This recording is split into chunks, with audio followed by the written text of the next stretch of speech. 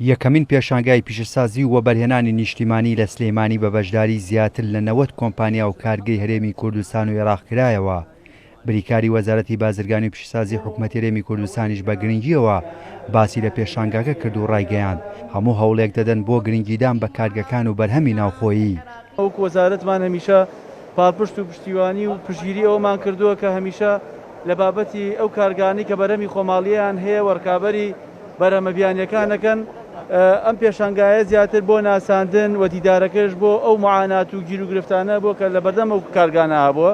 شەڵامە هەم پێشانگاکە ئەبێتە ناساندێکی باش و بازارێکی باش بۆ بەرهەمە خۆماڵیەکان و هەمیش دیدارەکە ئەبێتە دیدارێکی باش و لێ تێگەیشتێکی باش لە بینی کەرتی تایبەت و خاوەن کارگەکان و کارکەوتوەکان و بە حکوومەتی هەرێمی کوردستان و وەزارەتی بازرگانی پیشەسازی.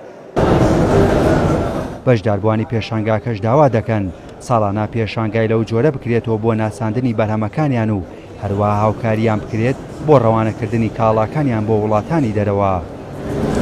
ئەم جۆرە پێشانگایانە پێویستە بە وەرزیش هەبێت و بە مانگانەش هەبێت تا بەردەوام بن چونکە هەر ئەم جۆرە بزنسە نیە لە سلێمانیە یاخود لە هەرێمی کوردستان چەندین جۆری تر هەیە خۆشترە لە هەموو شارەکانی دەرەوەی سلێمانیش کۆمپانیەکان بە شێوەی گشتی بەشداریکەن.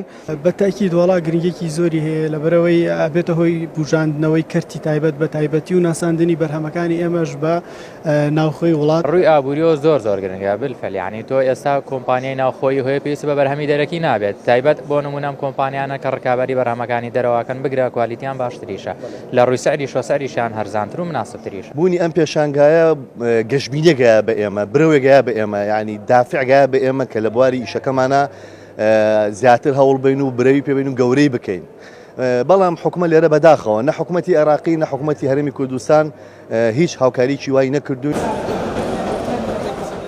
لە یەکەمین پێشانگای پیشەسازی و وەبەرهێنانی نیشتیمانی زیاتر لە 90 کارگە و کۆمپانیا بەشدار بوون لەو ڕێژەیەش نزیکەی 45یان کۆمپانیا و کارگەکانی ناوخۆی هەرێمی کوردستان بوون.